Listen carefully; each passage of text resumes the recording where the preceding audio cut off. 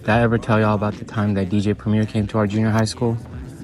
My PE coach, shout out Coach Walker, grew up with DJ Premier in Houston, childhood friend. So he brought him over to our school one day, and at that time we were super delusional. It was like '07, '08, and we were still living like in the East Coast, West Coast beef. Yeah, I'm from the West Coast, from the Bay, and my cousins grew up listening to hella Pac.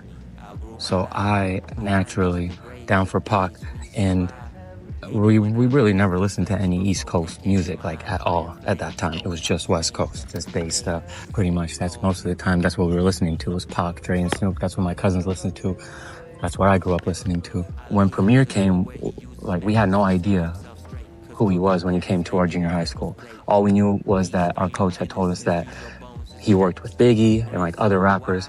And so naturally, right, when you're loyal and down for Pac, first question after he was done talking and explaining like everything that he does is we were like, hey, who's better, Pac or Biggie? Because to us, that's the question. That's the ultimate question. We're going to know exactly what you think about hip hop and who you are. At least we thought, right?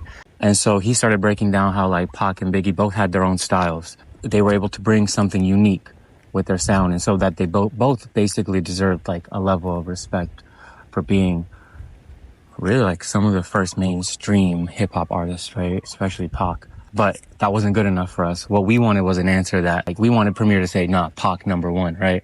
A little bit sour. And I went home, and the first thing I did, I was like, who does this guy think he is? I'm gonna search him up right now. And so we went home. I went on YouTube because that's where we used to discover music back in the day. I searched him up. First song that came up was a song called Superstar by Group Home. And when I heard that song, man, when I heard Premier's production and just like the textures of like the voices, when I heard that, it changed my whole perspective on hip hop.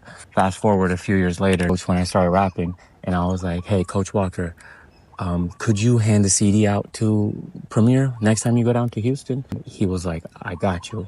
I'm going next week. Give me a CD and I'm gonna hand it off to him. I burned the CD. I recorded a bunch, rapped over some Premier beats, and I had like burnt a few other extra ones. So I checked one of the CDs by the time I had already handed it off to him, and I realized nothing had burnt on the CD.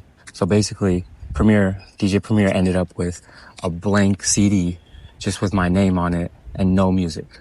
I thought I was finna make it, but I realized that like at some point when it's your time, everything lines up, and when it's not your time, the CD's blank.